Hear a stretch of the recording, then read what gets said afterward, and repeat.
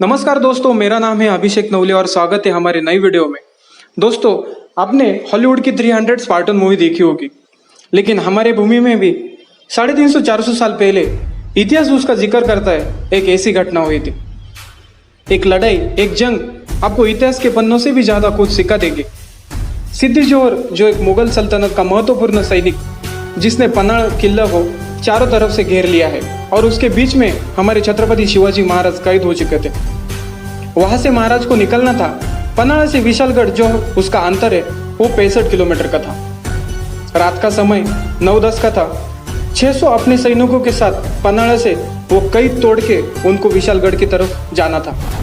रास्ता साफ नहीं था, जंगली रास्ता, अंधेरा, पत्थर और कांटों से भरा हुआ रास्ता था। घोड़े लेके जा नहीं सकते थे क्योंकि घोड़ों के पैरों की आवाज आएगी और दुश्मनों को पता चल जाएगा। उस वजह से 65 किलोमीटर का डिस्टेंस चल के काटना उन्होंने तय किया। छत्रपति ने 600 सैनिक ऐसे चुने जिनको वो रास्ते की पूरी जानकारी हो। उसमें से जेदे, बांदल वो भी थे। उनमें एक महत्वपूर्ण सेनानी था, उनका नाम बाजी प्रभु देशपांडे था। अभी 52 किलोमीटर का अंतर चल के वो सुबह तक पावनखिंड तक पहुंच गए। यानी अभी वो 52 किलोमीटर डिस्टेंस चल के पावनखिंड तक पहुंचे। जासूस से एक खबर मिली कि सिद्दी जोहर के साथ रहने वाला सेनानी सिद्दी मसूद 5000 सैनिकों के साथ वहां आ रहा है। अभी इस सिचुएशन पे 5000 सैनिकों के साथ ये 600 सैनिकों का मुकाबला नामुमकिन था, क्योंकि पूरा अभी सिर्फ 13 किलोमीटर डिस्टेंस बाकी था और उसमें पूरा इलाका खुले मैदान की तरह था। अभी उस वक्त 600 के सामने 5000 सैनिकों की लड़ाई मतलब मौत से चुनौती देने बराबर ही था और बचती हाथ में सिर्फ मौत थी। इस कठिन प्रसंग में बाजी प्रभु देशपांडे ने शिवाजी महाराज को बोलते हैं कि आप 300 सैनिकों के साथ विशालगढ़ की तरफ निकलो, सिर्फ 13 किलोमीटर का अंतर ही है। हम वो गनीमत को आखिरी सांस तक पावनखिंड में रोकेंगे, उनको ये पावनखिंड पार करने नहीं देंगे। ये हमारा मराठा सैनिकों का वचन आपको है। छत्रपति को सबकी बात सुननी पड़ी और वो 300 सैनिकों के साथ निकल पड़े। अब बाजी प्रभु 300 सैनिकों को गोरिल्ला वार के चैप्टर सुनाते थे। छुपे मार युद्ध हम कैसे करें, टेक्निक, प्लानिंग में हम वो जुट गए। जरा सोचिए, आगे से आने वाले 5000 दुश्मन फ्रेश एनर्जी के साथ थे और युद्ध सामग्री के साथ थे, और ये 300 चल के थक गए हैं। पैरों में ना कुछ पहनना, ना सफिशिएंट एनर्जी है। अभी जो गोरिल्ला वार की प्लानिंग हमारे सैनिकों ने की, उसको इतिहास कभी ना भूलेगा। हमारे सैनिकों ने, बाजी प्रभु देशपांडे और 300 लोगों ने पावनखिंड एरिया को क्यों चॉइस किया, उसका रीजन मैं आपको बताता हूँ। ये खिंड में एट अ टाइम 2 या 3 ही लोग ये खिंड पार कर सकते थे, मतलब 2 पहाड़ियों के बीच का ये रास्ता उन्होंने चूज किया और वही रास्ता आगे जाके विशालगढ़ को मिलता है। इसका मतलब 5000 लोगों में से सिर्फ 1000 लोग ही पहले खिंड पार कर सकते थे। वो 1000 लोगों को मारने के लिए हमारे सैनिकों ने 100 लोगों की एक बटालियन आगे खड़ी की। उनका लीडर खुद बाजी प्रभु देशपांडे था। उनकी उम्र 50 से 55 ईयर की थी। 2 हाथों में 2 दानपट्टे के साथ युद्ध करने के लिए वो रेडी थे।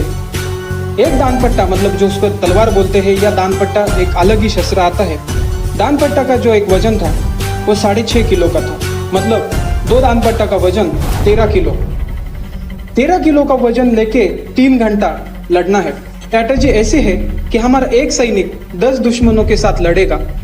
अभी बैक ऑफ द माइंड हमेशा एक सवाल आता है कि सपोज एक सैनिक घायल हो गया, अमर हो गया, तो बाजू वाले सैनिकों के ऊपर 20 दुश्मनों के साथ लड़ने की जिम्मेदारी आ जाएगी। अभी एक्चुअल स्ट्रैटेजी ऐसी थी, जो सैनिक थे उसके पीछे हमारे 30 से 40 सैनिक की बैकअप मिलिट्री खड़ी कर दी थी। एक घायल हुआ तो विद इन सेकंड उसके बाजू में उसकी जगह हमारी मिलिट्री ले जाएगी। इसमें सिर्फ सेकंड का ही फर्क था। अभी लड़ाई चालू हो गई। अंदाज ऐसा था कि 2.5-3 घंटे में लड़ाई चलेगी और छत्रपति सुखरूप विशालगढ़ पहुंचेंगे, लेकिन एक्चुअल सिचुएशन ऐसी थी कि छत्रपति अभी तक विशालगढ़ पहुंचे नहीं थे। दूसरे दुश्मनों ने वहां पे कब्जा कर लिया था, क्योंकि वहां पे दूसरे दुश्मनों ने गढ़ का कब्जा किया था। अभी इन दुश्मनों के साथ लड़ना है, लड़ने में कितना समय जाएगा पता नहीं था। प्लस ये सैनिक 65 किलोमीटर का अंतर चल के गए थे, थके थे। इन शॉर्ट जो लड़ाई 3 घंटे पावनखिंड में चलने वाली थी वो 9 से 10 घंटे चली। अभी इस सिचुएशन में 300 सैनिकों ने महाराज को वचन दिया था, जब तक आप विशालगढ़ सेफली पहुंच नहीं जाते तब तक ये हमें यम भी ऊपर ले जा नहीं सकता, ये हमारा वचन है। यही वचन निभाते निभाते वो 1000 लोग थक गए तो दूसरे 1000 लोग थे, वो दूसरे 1000 लोग थक गए तो तीसरे 1000 लोग थे।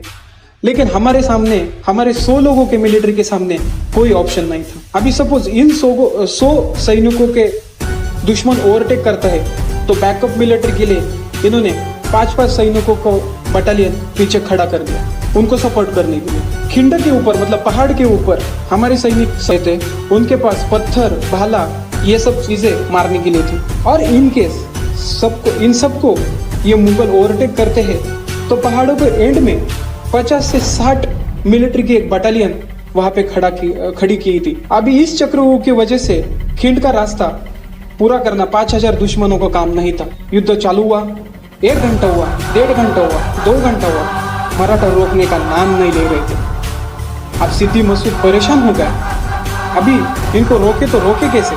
उसको एक बात समझ में आ गई कि उनका हेड बाजी प्रभु देशपांडे है।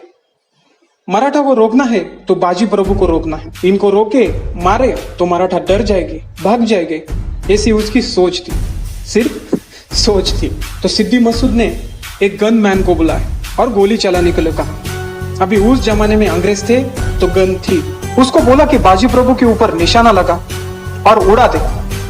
5 मिनट हो गए, 10 मिनट हो गए, 15 मिनट हुए। सिद्दी मसूद ने बोला, अरे सोच क्या रहा है तू, गोली मार। उसने बोला, जनाब मैं गोली मारूंगा तो लेकिन किस पे ऊपर, मुझे तो यहाँ सब बाजी प्रभु देख रहे, सब पागलों की तरह लड़ रहे।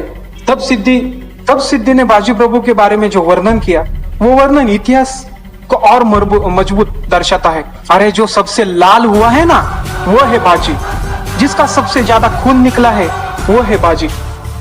उन्होंने देखा एक आदमी हाथ में 2 तलवार लेके पागलों की तरह लड़ रहा था, सिर से लेके पैर तक जख्मों से भरा हुआ था। उसने गोली चला दी और बाजी प्रभु गिर गए, आग बंद होने लगे। लेकिन दिमाग में से एक ख्याल आया, अभी तक हमारे छत्रपति किले के ऊपर गए नहीं, तोपों की आवाज आई नहीं। वो खड़े हुए फिर से लड़ने लगे, फिर वही जोश से दुश्मनों के 2 हाथ करने लगे। बाजी प्रभु को लगा और फिर पीछे से तोपों की आवाज आई। छत्रपति फाइनली किले के ऊपर सुरक्षित के साथ पहुंच गए। बाजी प्रभु को लगा जिस मकसद से हम ये कर्मभूमि पे आए थे वो फतेह हुआ। अब यमदूत को बोल रहे हैं कि आओ और मुझे लेके जाओ। दोस्तों क्या बोलोगे इस पागलपन को, क्या बोलेंगे इस जोश को। सुबह से 9 बजे युद्ध को शुरुआत हुई, रात को 6 बजे तक ये युद्ध चला। तब बॉस एक चीज मुझे पता चली, आपने आपका लक्ष्य को एक बार चुना ना तो बीच में कितने भी सिद्दी मसूद आए तो भी तुम्हें कोई हरा नहीं सकता। आपने ठान लिया तो आपने जीत लिया, बस जरूरत है एक हौसले की। छत्रपति शिवाजी महाराज और उनके मावले में, उनके सेना में, उनके मिलिट्री में इतनी ताकत क्यों थी, इतना जोश क्यों था? क्योंकि उनके सामने एक मकसद था, एक एजेंडा था। हमारे जीवन में भी एक एजेंडा फिक्स करो और वो एजेंडा के तक पहुंचने की कोशिश करो। जय हिंद, जय शिवराय।